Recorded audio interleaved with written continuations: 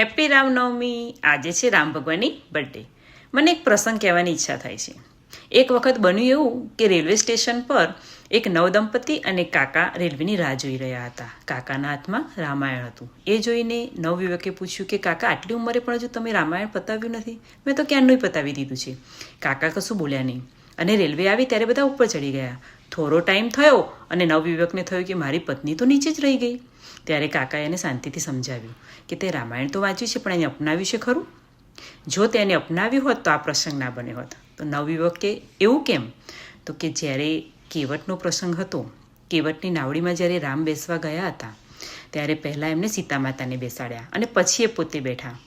જો તે પણ રામાયણને અપનાવ્યું હોત તો તારી પત્નીને તું પહેલાં બેસાડત ને પછી તું બેસત.